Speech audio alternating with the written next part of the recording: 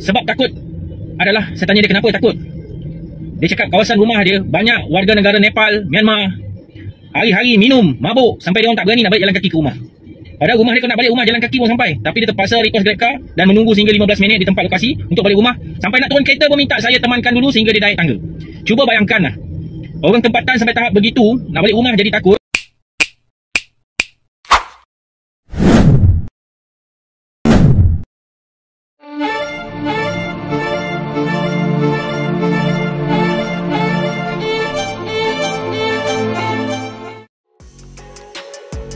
Inilah lemahnya warga Melayu Malaysia. Sejak dahulu hingga sekarang ini, warga Melayu Malaysia sangat lemah. Ketika dihadapkan dengan sebuah permasalahan yang ada di negaranya, mereka seolah-olah tidak sanggup untuk mengatasinya dengan sikap yang tegas dan berani. Warga asing yang semakin hari semakin bertambah populasinya, membuat warga lokal kaum Melayu Malaysia semakin kewalahan mengatasinya.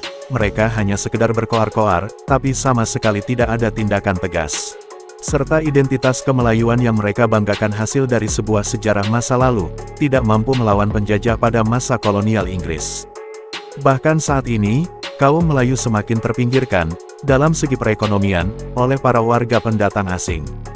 Dari berbagai sektor pekerjaan dan perniagaan, warga asinglah yang mendominasi itu semua. Warga kaum Melayu Malaysia tidak mampu melawan untuk bersaing secara sehat, berani, dan tegas. Warga kaum Melayu Malaysia hanya mampu meratapi nasibnya, yang seolah-olah semakin direndahkan di tanah Melayu mereka sendiri, oleh para warga asing. Padahal sudah jelas-jelas, warga asing sudah membuat suasana negara Malaysia semakin tak teratur. Mereka, warga lokal Melayu Malaysia, tidak mampu mengambil tindakan protes yang tegas, mereka hanya sebatas koar-koar saja. Itulah lemahnya warga kaum Melayu Malaysia, dari zaman kerajaan atau kesultanan, zaman penjajahan, hingga sampai sekarang ini, zamannya warga asing. Mereka tidak mampu mengambil tindakan yang tegas dan berani. Tidak seperti yang telah didongengkan oleh para profesor-profesor Malaysia, yang katanya, Melayu hebat, Melayu sang mahawangsa. Tapi nyatanya lihatlah sekarang, Melayu Malaysia tidak mampu melawan untuk memprotes dengan sebuah tindakan yang tegas dan berani pada warga asing, yang semakin membuat onar dan ketertiban di negara Malaysia. Dan inilah tanah Melayu milik kaum Melayu, tapi nyatanya saat ini, banyak dimiliki oleh para warga asing.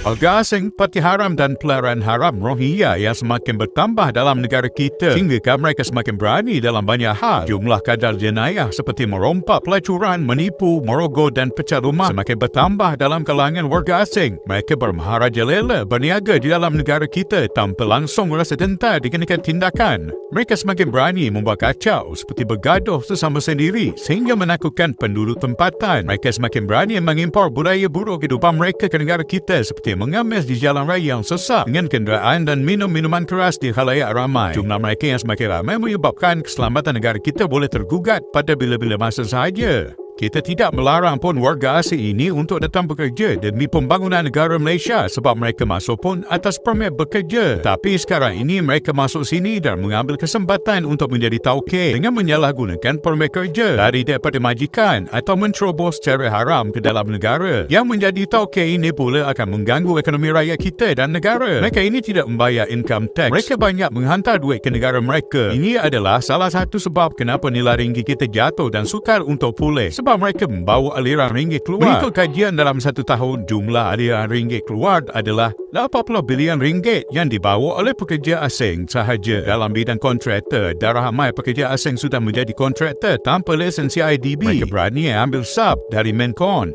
yang mendapat tender kerajaan. Jadi mereka mengganggu punca pendapatan kontraktor kecil tempatan yang mempunyai lesen CIDB. Sepatutnya pihak klien atau kerajaan memantau Mencon dan mengenakan syarat kepada Mencon supaya memberi sub kepada kontraktor kecil tempatan. Sekiranya Mencon gagal, pihak klien atau kerajaan boleh memberi notis pemberhentian kerja. Ada juga kerja kecil-kecilan yang melibatkan pembaikan rumah orang awam. Warga asing ini telah monopoli, jadi tiada ruang untuk kontraktor tempatan untuk mendapatkan kerja. Sepatutnya pihak PBT dan CIDB memantau kerja ubah suai rumah ini. Tuan rumah mesti melantik kontraktor tempatan yang mempunyai lesen. Pihak PBT dan CIDB boleh memberi notis pemberhentian kerja kepada tuan rumah sekiranya gagal. Dalam bidang restoran, makanan, pihak PBT perlu memantau kedai-kedai makan. Sekiranya mereka gagal, PBT boleh membatalkan lesen kedai makan tersebut. Contohnya kedai makan Tom Yum. Mereka juga tidak membayar income tax. Selama ini mereka telah mengaut keuntungan di sini dan telah membawa ke negara mereka. Ramai di kalangan mereka telah menjadi kaya raya. Sepatutnya semua agensi mesti memainkan peranan masing-masing untuk mengambil tindakan. Apa pendapat korang semua?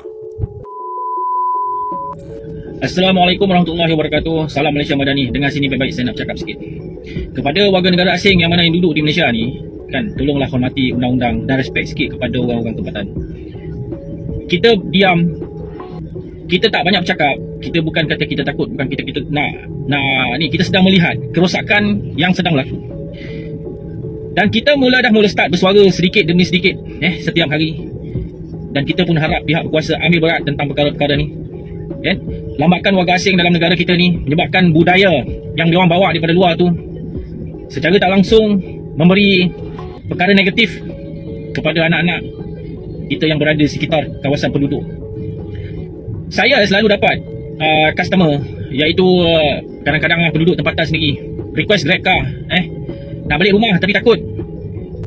Sebab takut adalah, saya tanya dia kenapa takut. Dia cakap kawasan rumah dia banyak warga negara Nepal, Myanmar. Hari-hari minum, mabuk sampai dia orang tak berani nak balik jalan kaki ke rumah. Padahal rumah dia kalau nak balik rumah jalan kaki pun sampai. Tapi dia terpaksa request Grab car dan menunggu sehingga 15 minit di tempat lokasi untuk balik rumah. Sampai nak turun kereta pun minta saya temankan dulu sehingga dia naik tangga.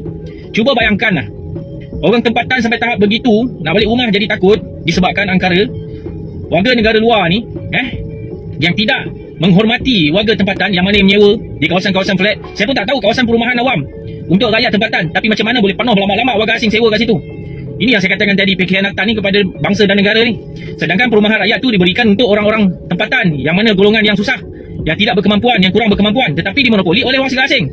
Ada Bangla, ada Myanmar, yang paling banyak Myanmar lah yang sewa dekat luar ni, Nepal terutamanya lagi. Setiap masa waktu malam mabuk dan mabuk lagi, kan, sampai terlengkup kan. Saya buat Grab car hari-hari, saya nampak dan saya melihat perkara ni, dan semakin hari semakin parah. Ramai yang mengadu dengan saya, kan. Bila setiap kali naik, kita tanya customer kita, tak kira India, tak kira Cina, tak kira Melayu, kan. Yang paling takut biasanya Melayu lah, perempuan-perempuan Melayu yang paling takut lah.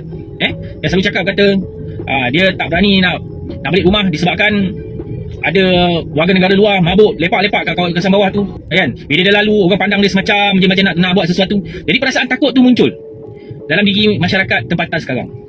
Jadi saya haraplah, tolong pantau sehabis, kan. Ambil tindakan seberat-beratnya ataupun pulangkan mereka balik kepada negara asal, terutamanya Myanmar dengan Nepal. Paling banyak mabuk, saya cakap terus terang. Dan kita tak suka dengan budaya dia. Memang kita tak suka dengan budaya dia, sebab dikelilingi kita ada masyarakat, budak-budak, anak-anak kita yang sedang membesar ni, sedang melihat tentang kerosakan yang ada ni sebagai contoh-contoh yang tak baik yang ada depan mata dia. Dan kita nak mendidik menjadi anak bangsa kita supaya bangsa kita ni, rakyat Malaysia ni, patuh pada undang-undang. Tapi dalam masa yang sama, kita menunjukkan satu sifat yang negatif pada anak-anak kita di sekelilingan kita dengan masyarakat yang kita nampak dekat hari ni, berlama-lama dengan warga asing yang berada di sekitar ni. Secara tak langsung mereka akan belajar dan mengikut sedikit demi sedikit, walaupun apa yang kita cakap tu tak baik pada mereka. Di bawah pemandangan kita ni, memang mungkin dia akan melihat benda tu, mungkin dia akan dengar, tapi di belakang kita dia dah terikut dengan budaya luar.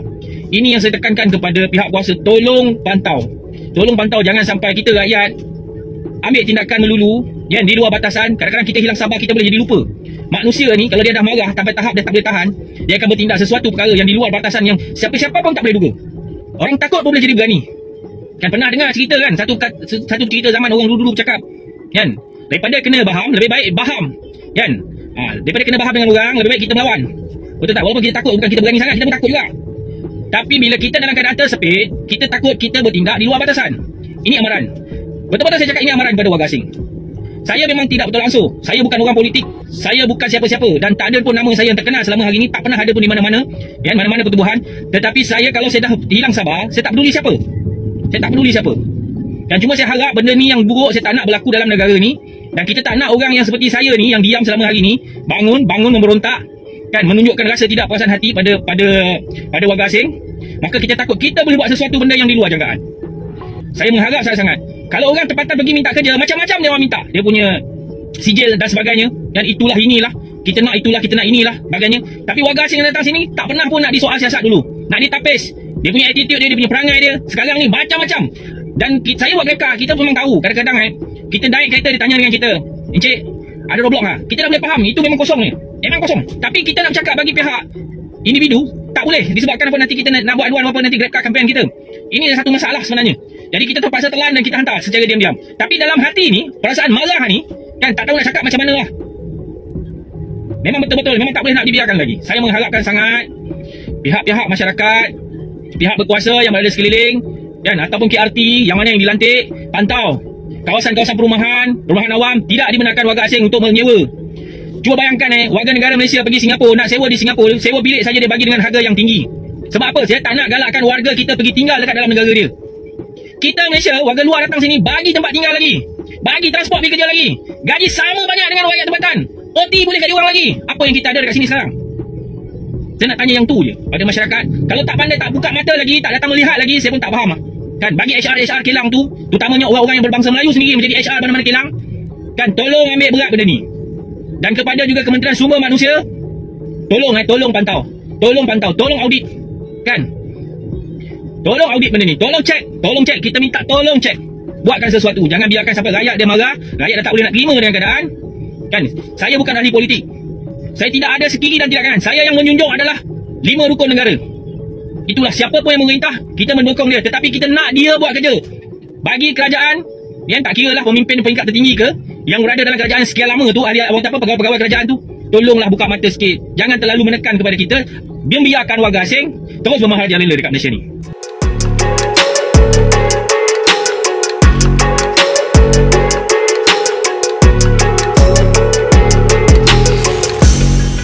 Sekian pembahasan dari kami, terima kasih sudah menonton, dan saksikan video berikutnya dari kami. Sampai jumpa lagi.